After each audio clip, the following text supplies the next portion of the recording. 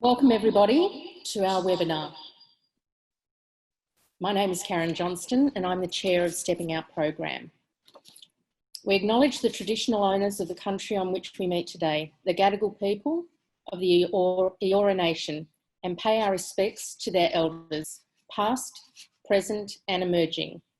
We extend that respect to our First Nations people who are present today. We recognise the ongoing impacts of colonialism on our Indigenous people, as well as their resilience.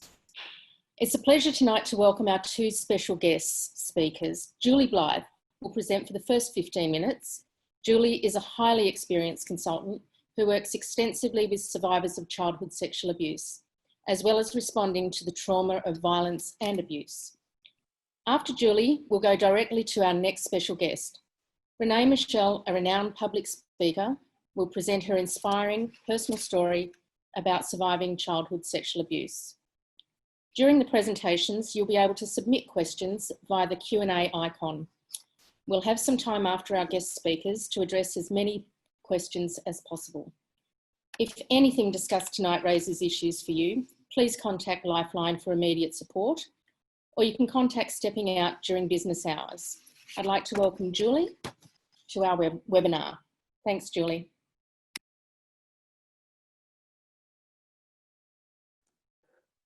Thank you for that, and hello to everyone and welcome to the webinar. Thank you for joining us tonight in talking about that journey beyond the trauma of child sexual abuse. I guess I wanted to say at the outset that I want to acknowledge the incredibly harmful and long-term impact child sexual abuse trauma has, but at the same time also acknowledge the incredible strength, knowledge and resilience of survivors who have taught us so much about what it is to recover, what it is to find a way through such trauma over long periods. So I'm just going to, here we go. So what I want to do just in a very short amount of time was just take us through a lens on how we might understand the impacts of child sexual abuse and what helps build healing and recovery. And I guess traditionally the way we've come to understand it often has been through what we might call a medical model. So the lens of a medical model, might have need to go back a bit.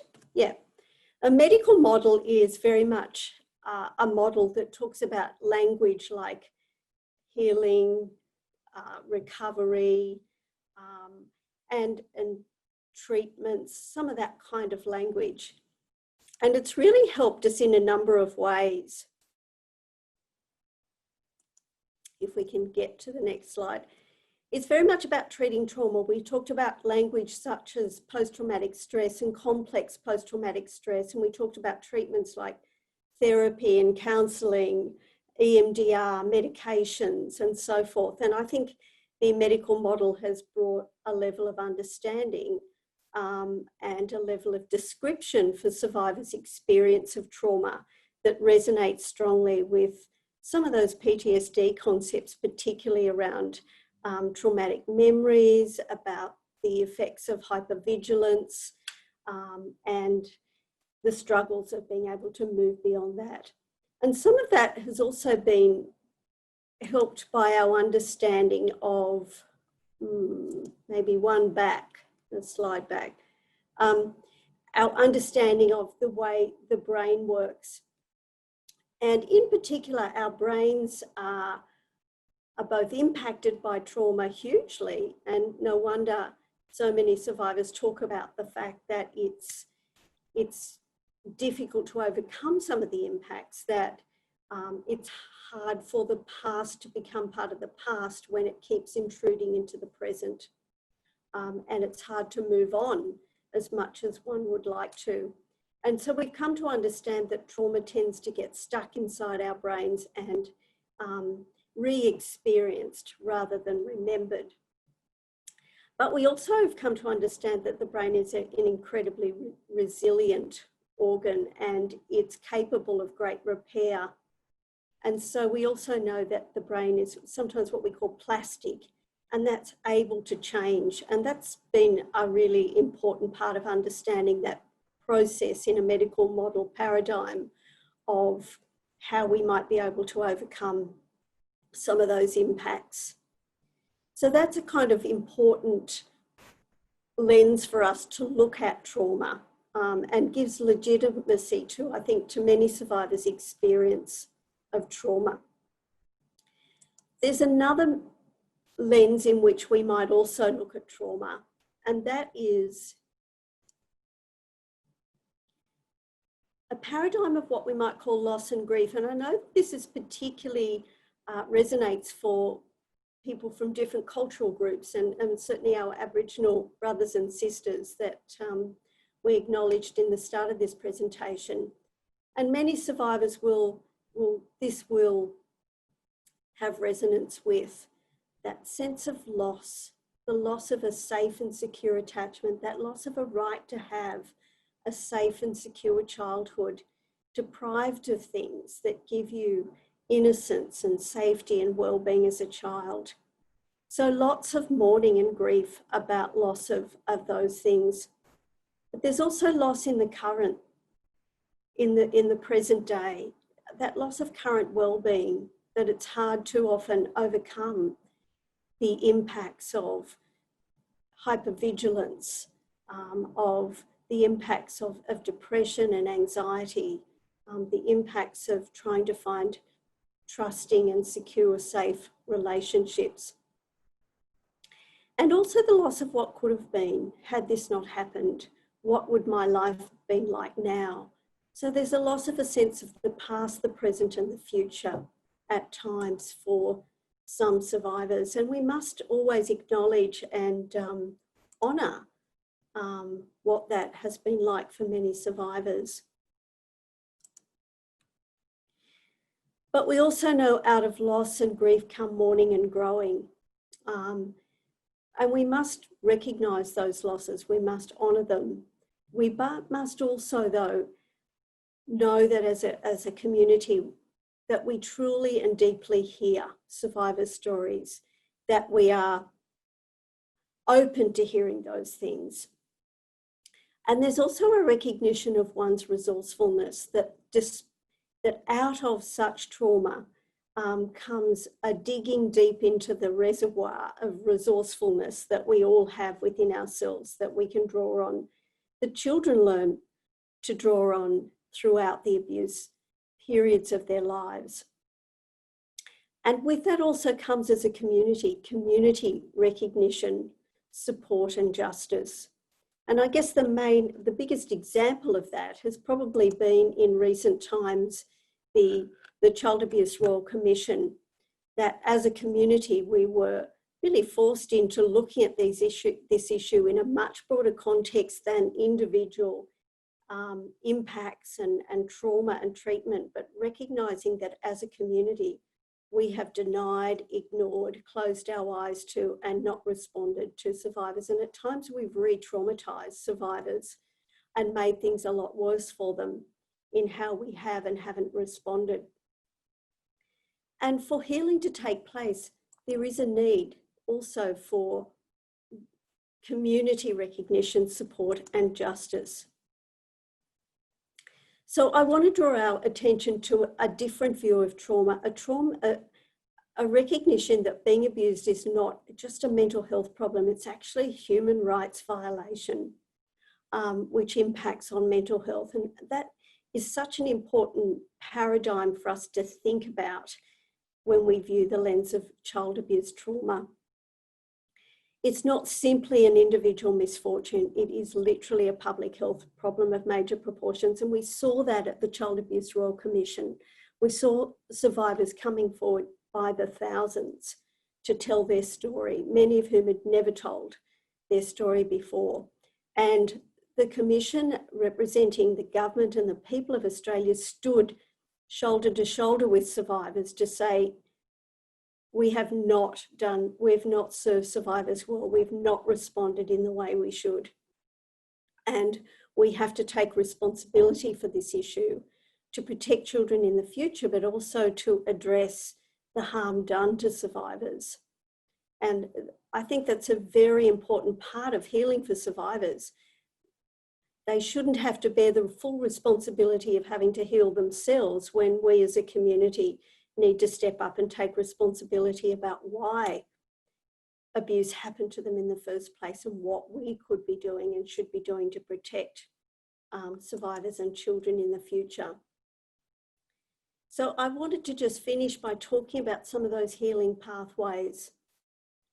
The images in this picture remind me of the movement that started during the Royal Commission years between 2013 and 2017. And this was called the Coloured Ribbon campaign. And what had happened in the Coloured Ribbon campaign was that many of the institutions where abuse occurred, coloured ribbons were tied onto the fences of those institutions in recognition of the survivors who had suffered in those places. And I guess if we did that in homes and institutions and places of abuse across Australia, it would be covered in ribbons.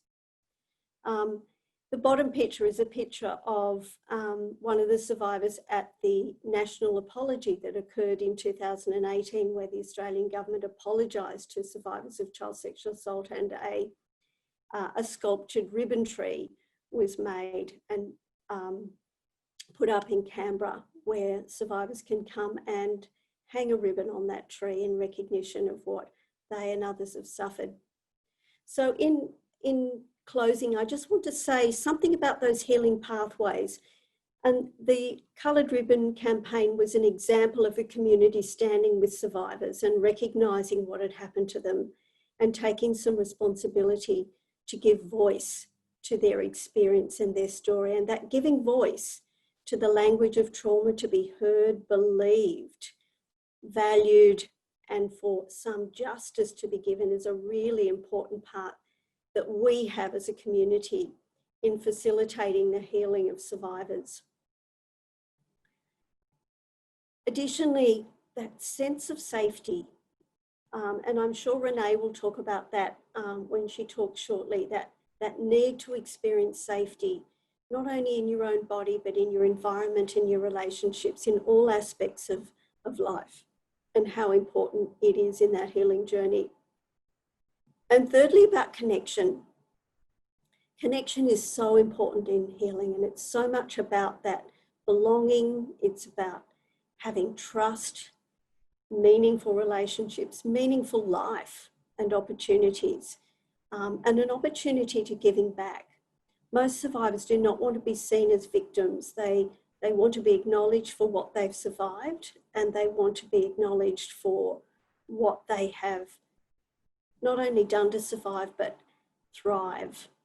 And it's important that we acknowledge the wisdom they bring, that they not only have lived experience, but lived expertise that can inform the way we respond to survivors. So whether you're a survivor out there tonight or someone who works with survivors, let's join shoulder to shoulder to change things and use some of these lenses to help us develop our wisdom and understanding about child sexual abuse and move forward together, honouring the journey of survivors, honouring their lived experience and their lived expertise. So thanks so much for that, and I'll hand over to Rene. Thank you, Rene. Thanks, Julie. That was a really interesting presentation. Thank you so much for that. My name's Pam Brown and I'm the CEO of Stepping Out program. And it's my pleasure now to introduce our next guest speaker, Rene Michele. Thank you so much, Julie, and thank you, Pam. Childhood is a time in our lives where our dreams and imagination are in full flight. I'm sure many of us remember being asked, what would you like to be when you grow up? Answers would include astronaut, fireman, nurse, teacher. All I ever wanted to be when I grew up was safe. You see, my innocence was forever shattered when I was 10 years old. It was around this age that my mother developed a drinking problem and became what I would call a neglectful parent. Now, not in her provision of food and basic care and schooling, but in her primal role as my protector and my nurturer. The alcohol and that part of her life became her primary focus. She would go out drinking and she would bring men home into her bed. And unfortunately, they would find their way into mine. My first ever suicide attempt was at the age of 10 or so. And I think it's very, very important to mention here that at that age, of course, I didn't understand that finite end of death. It was more that I wanted the pain and the confusion to end. It was something that as a child, I could not comprehend or give voice to. Not only were these men sexually abusive, but they were emotionally abusive, physically abusive. They would call me the most vile names. More common than not, it was things like ugly, stupid, unlovable, unwanted. As a child, when you hear those things spoken over you, you start to believe them. They hid this behaviour from my mother, as did I. You see, my longing, my desperate need to feel cared for and loved by her kept me silent. She was all I had in the world. Therefore, my fear of disappointing her by bringing her the truth of what her partners were doing to me was more than I could bear. I knew that she would break under that pressure, so I bore that on my 10-year-old shoulders. It kept me feeling isolated and terribly, terribly alone. But you see, remaining quiet also made me feel dirty, made me feel ashamed. And that shame became like a cage that I could not escape from.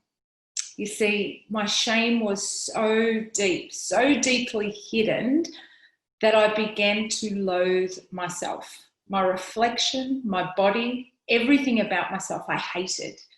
I blamed myself for what was happening to me. But most of all, I craved for my mum to see and to care. But she didn't. She never wondered why I didn't come outside when the boyfriends came over to visit.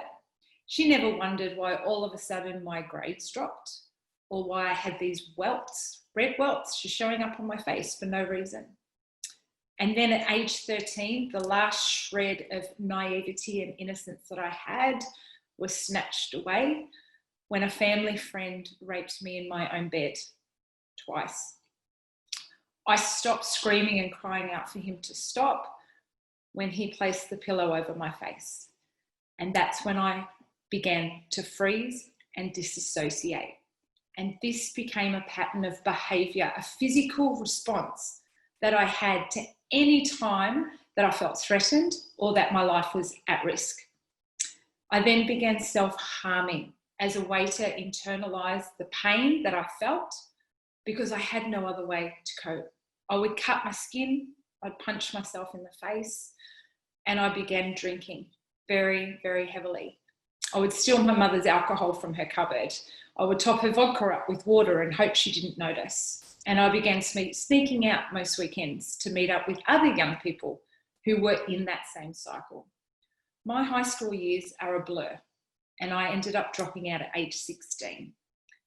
It was at this time that I knew I had developed depression, and I constantly fantasized about suicide. Night and day, those thoughts never left me. And I had no understanding of what a healthy relationship looked like, or even what healthy attachment looked like. I was all in or I was all out, up and down, all over the place. I had no boundaries and I had no idea of who I was. Zero self-confidence, zero self-esteem. All I saw when I looked at myself was disgusting. And this chaotic cycle repeated itself for years. Every relationship I entered was violent, and that led to many more sexual assaults by being in a drunken state and I could not protect myself. And it also led to 2 further suicide attempts. At my most hopeless state, I couldn't ever see a future for me. let alone one that included peace or happiness or a relationship that was healthy. Some days I couldn't even get out of bed, let alone get showered and dressed. It was that dark of a place. At age 19, I attempted suicide one more time. And I stopped breathing in the back of the ambulance for 60 seconds and had to be revived. You see, the damage that the childhood sexual abuse and violence caused to my body and my brain went so way beyond skin deep. My body and my mind no longer functioned in a normal, healthy way. Just like Julie explained to us, I struggled with hypervigilance constantly. I would jump at loud noises. I'd be triggered by men's loud voices and arguing, and I was terrified of authority figures, particularly any male bosses that I had. But that, however, created in me an avoidance of conflict. That resulted in me becoming a people pleaser. Anything to avoid conflict, particularly with men. And then anytime I was intimate or in a relationship, I would disassociate during sex with my partner. I would automatically freeze and felt so broken. The people that I was with did not understand my response. And how could they? I didn't understand my response. So this created a deep sense of anxiety for anyone to get close to me and major issues for any relationship I entered into. When I got married, my husband didn't understand why I reacted to certain situations the way that I did, which made me feel more messed up, more unfixable. I spent my whole life just feeling broken and empty, and I felt incapable of experiencing any normal relationship or connection to another human being. I spent so many days looking around myself, looking at people that seemed happy and wondering and dreaming what that felt like, and deeply saddened and quite angry that I would never have that for myself. Something as simple, and I remember this so distinctly, as my husband jumping out behind a door just as a joke, to play a joke on me one day, caused me to lash out, burst hysterically into tears, and lose control of my bladder. That is how much trauma had been left in my body and my nervous system, which at that point in time, I still didn't understand. All I know is I felt constantly powerless all the time. I didn't understand why I had no rational control over these physical and emotional reactions that were going on. And I couldn't explain them to him because I couldn't explain them to myself. And I also had very, very severe trust issues. I trusted nobody. Everybody to me was a possible perpetrator. And there was one time that I tried to explain to him just a tiny bit of what had happened to me as a child, until I saw him recoil in disgust. That told me, we don't talk about these things. Don't go there. Nobody will understand. So I spent my whole life feeling different, like I didn't fit in. I didn't belong anywhere. And that just created me to put up walls around myself, which not only kept people out, it also kept me trapped inside. Intimacy was terrifying. All I had ever known was violent, dysfunctional, controlling relationships. I actually thought that was normal, that's what everybody experienced. They just didn't show you. They just didn't talk about it. And I had no ability to choose wise relationships or healthy friendships because that had never been modeled to me. What was healthy? I didn't know. I definitely, like I said, I saw what was happening around me, but it made me mistrust that was reality. You see, as a victim of unresolved trauma, I spent the majority of my existence believing that I was beyond repair. I would forever be broken. You're going to forever be faulty, Rene. And my entire perspective and understanding of the world around me was so deeply flawed. I just didn't understand how the world even operated in a way that made people happy or healthy. How did you find someone to care for and to care for you? I had a terrible fear of judgment. Therefore, I divulged my abuse to nobody. And I carried that with me every second of every day into every relationship and every friendship and every job and every situation. I was so terrified of telling anyone what had ever happened to me. Then at the age of 26, everything changed. Thank God.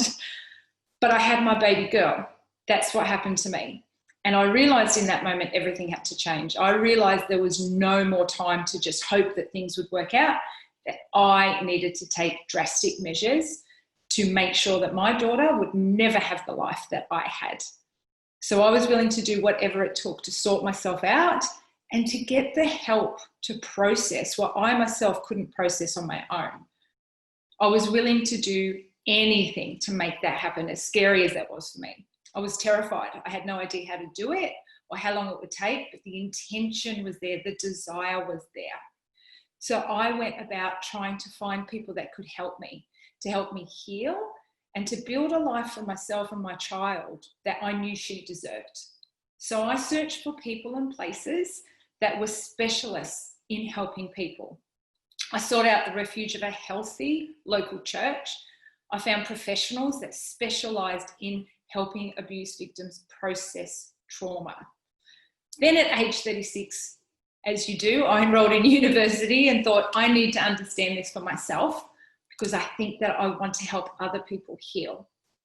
And I thrived in that environment, I went from a high school dropout drug addict to someone in university getting straight high distinctions. I'd found my purpose. I'd found my meaning. I'd found my truth. I finally began to understand exactly everything that Julie just described, why our body and our brain reacts to trauma the way that it does. And ever since that time, 17 years ago now, I've been helping other survivors find their own truth and their own healing. I've shared my stories in psychiatric hospitals, in rehab centres, pretty much with anybody who said, please, can you share? How did you do it? And it wasn't always clear, but it was from the heart. And I quickly discovered that it's through our stories of the mess and the muck and the healing that helps others find hope for their own. So I spent 16 years, it didn't happen overnight, in that recovery and healing journey. But the way that I did that was in partnership with people that could help me, in partnership with people who understood and could equip me with the tools and the resources to help me do that well. What I started doing was stopping to look at what was forward instead of what was behind. So instead of looking at what I didn't have growing up, I started thinking about what I wanted to become, what I wanted to provide for my child. That meant being vulnerable. It also meant facing the truth. It meant that I had no idea who I was, no idea what I wanted. I had no sense of identity, but that I did have a choice. I quickly realised that a lot of my behaviours, just out of pure survival mode, were quite manipulative, very reactive, and highly destructive.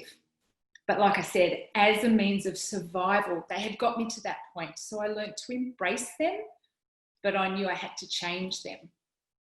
That began my journey of self-awareness and understanding that I needed to find out who I was.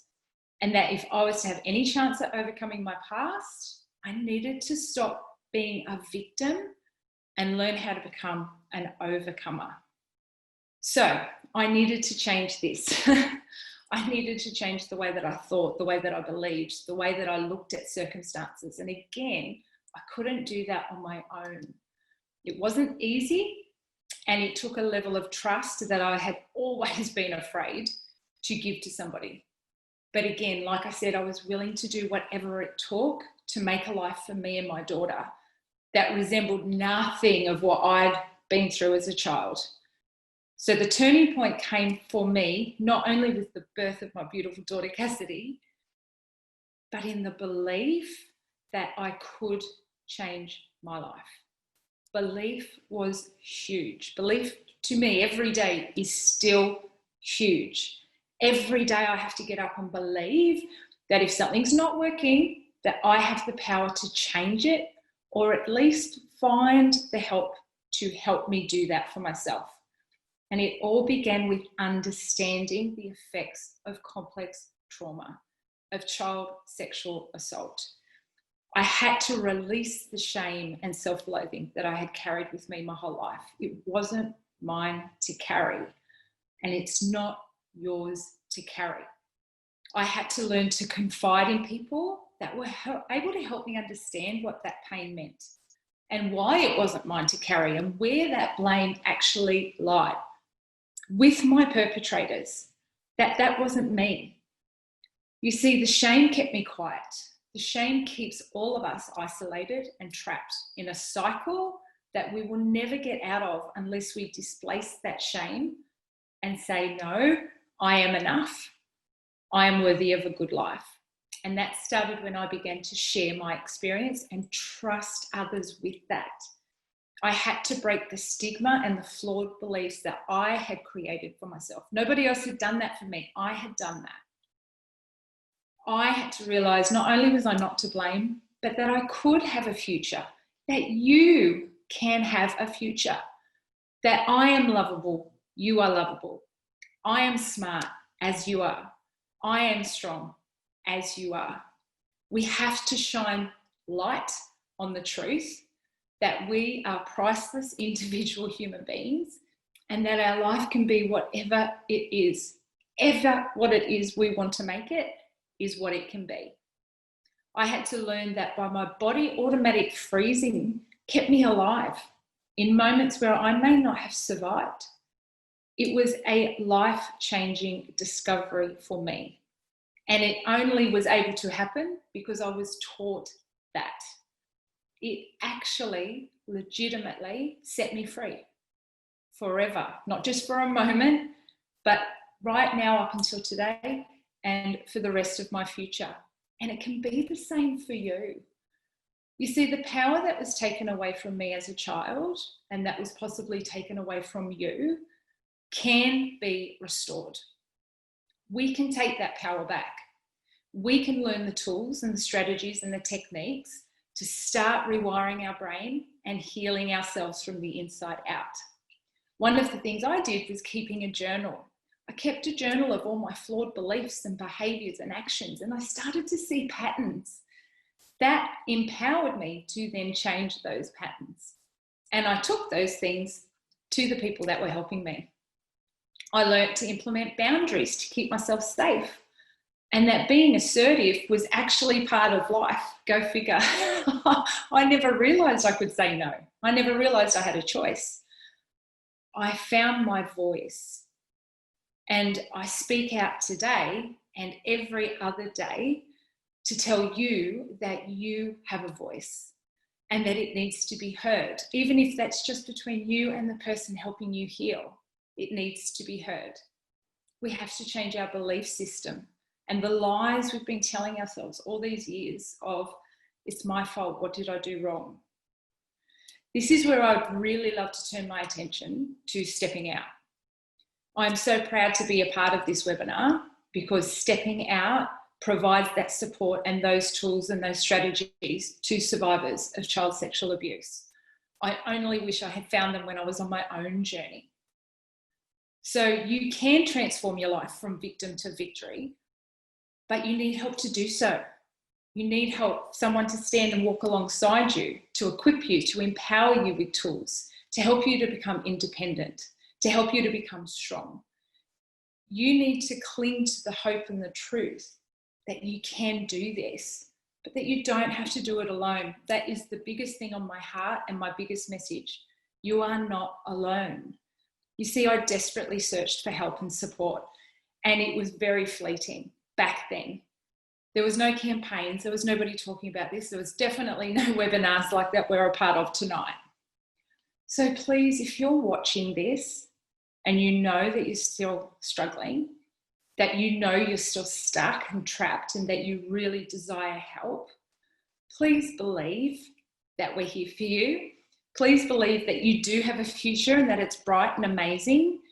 And please can I urge you to step out and contact Stepping Out. Contact them, ask for help, look at their resources, take your power back. I want you to believe, just like I did, scary, but worth it. to believe that you are worth a happy, healthy, functioning life. And I urge you to hold on to the hope that you can build the life you've always dreamed of. If someone told me 17 years ago that I would be sitting here talking to you today, I would have laughed. To think that I'm even alive today and now have a healthy family, beautiful children who are thriving and who help other people go through hardships in their life, that is because of what I went through. So I've actually learned that your story can be rewritten. I thought I was destined for a dismal, broken, very, very sad and hopeless life. And it's simply not true. So let stepping out help you rewrite your own story from tragedy to triumph. That's why I'm so honoured to be a part of this webinar. That's why I'm so honoured to be speaking to you tonight, because I've always said, if by speaking out we can save or impact one life, even one, then my purpose has been fulfilled. That's all I've ever wanted to do. And through speaking out, through using our voice, we become hope to others that are so desperately trying to find hope in the darkness. So I just wanted to say thank you so much to everybody who's watching or listening, and please find the courage to stand up and take your power back. And thank you so much for stepping out, for letting me be a part of this webinar.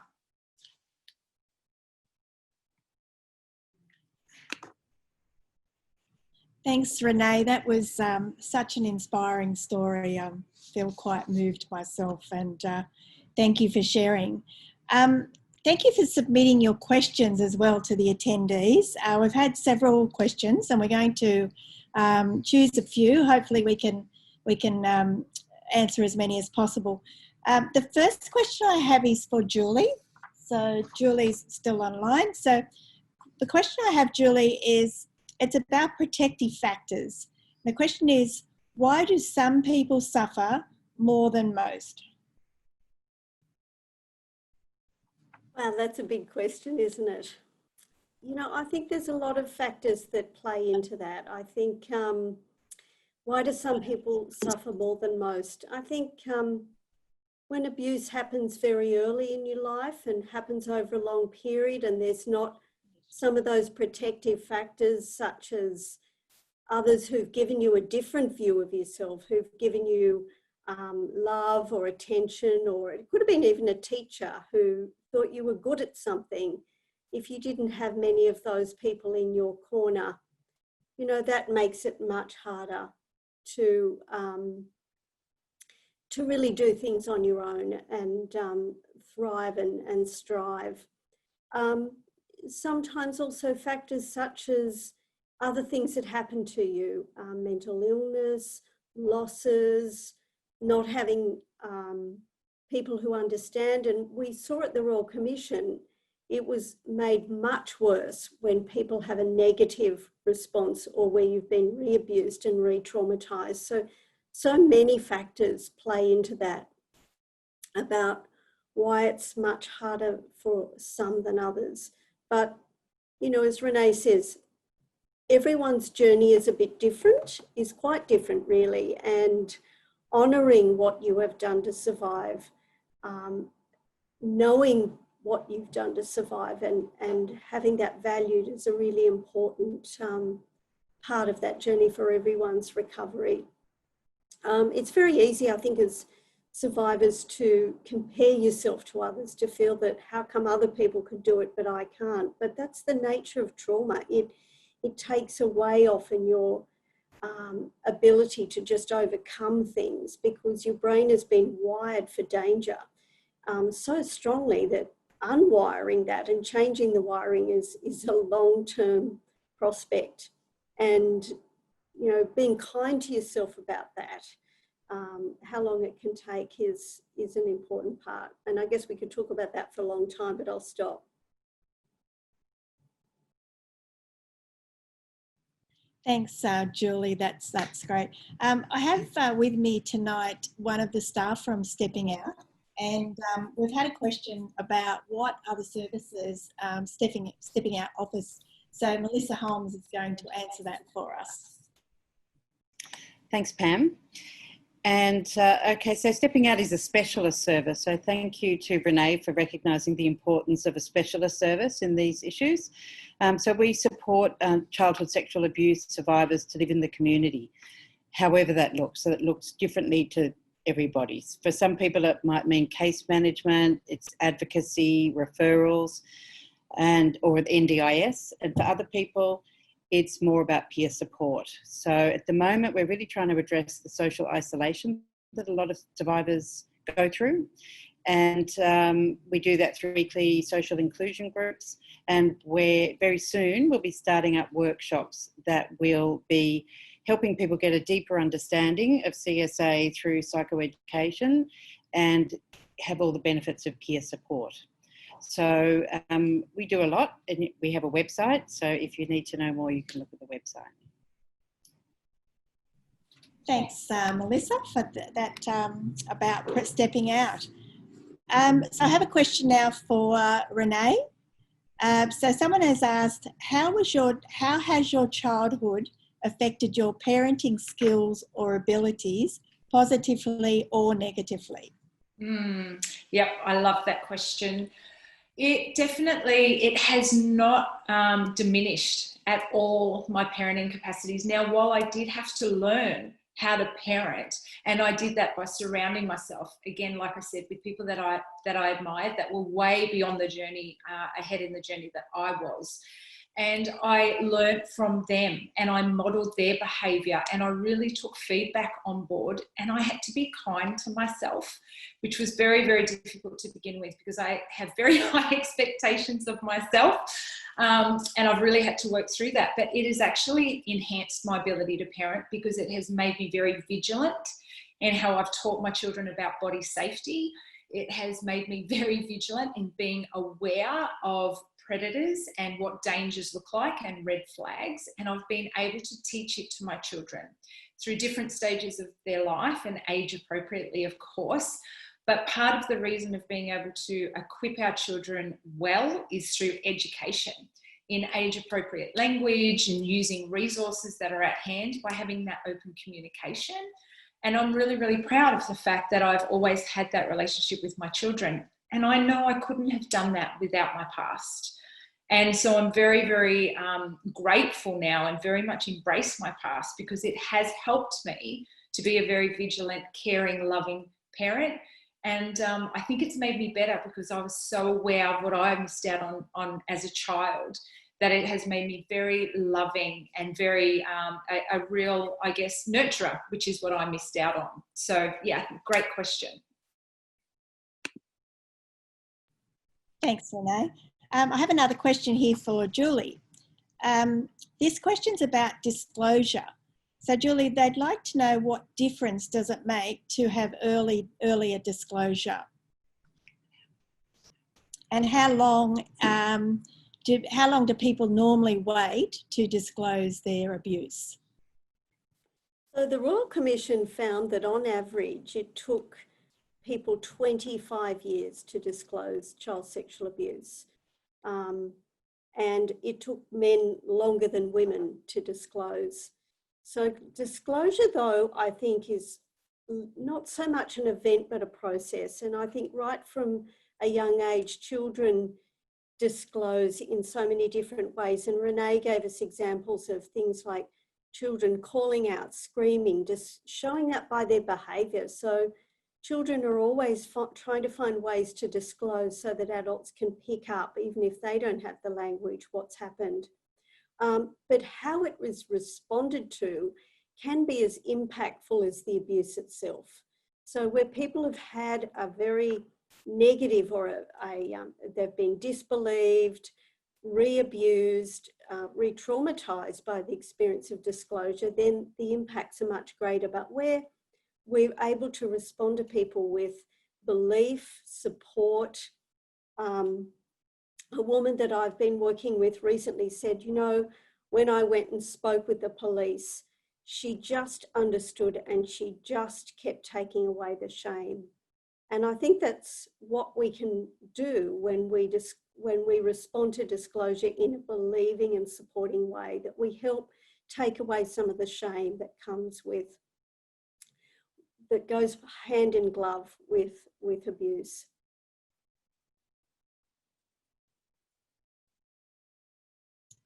Thanks, Julie. Just been handed another one. Not sure who it's for. For Rene, I would say. So the question is, Rene, when will you tell your children your story? Or maybe you already have. Yeah, see, my children know my full story now, purely because I published my memoir last year. But leading up to that, as I said, through the education and being vigilant with what I taught my children growing up, I told them small snippets as appropriate relative to their age. And I think that that's something that's very, very vital. So, you know, when it came to things like sleepovers, my daughter was not allowed to have sleepovers until she was 13 years old. And I sort of led her into a little bit of awareness of why I felt that way. And then as they got older, as things like drugs and alcohol came up, then I told them about my struggles with that in the past. So my children have always known they can ask me anything about that and they won't be judged, which has helped us keep communication lines open. And then, of course, leading up to the publication of my memoir, because I did share instances of their childhood and their father, I wanted to honour and respect their relationship with him in that way. So I guess sat down and spoke to them about what they were comfortable with, and did that before I released my story. Thanks, Rene. So I have been asked here a bit of a different question. If either of you may like to answer this, maybe Julie. Could you share any thoughts, please, on what we, a community or businesses or government, could do differently to help break the cycle and stop childhood sexual abuse happening in the first place? So it's a bit of an in-depth question. Does anyone want to put their hand up for that one? Well, the Royal Commission produced a huge number of volumes that looked at what we can be doing to respond to the huge epidemic of child sexual abuse in our community. And there are so many levels in which we can be responsive. So on an individual level, as we talked about believing and hearing children and creating opportunities for them to tell us things that are worrying them and believe it. There's so much we can do in the prevention space around making environments safe, and the Commission came up with a whole set of standards, child safe standards, that organisations must now meet to provide a safe environment for children. But we must also recognise that many survivors have already been damaged by abuse and our failure to respond to it. So we need to also respond to survivors and support survivors, organisations like Stepping Out and other organisations like the Male Survivor Service, SAMSON, for instance, because they are providing that ongoing support to survivors and addressing many of their needs for connection, healing spaces, and healing relationships for recovery. And of course, we still have so much work to do in our institutions to make them safer. For instance, our criminal justice system doesn't currently serve victims of sexual assault well at all in terms of its processes. So that particularly needs a lot of change and reform in that space. Rene, do you want to add something to that?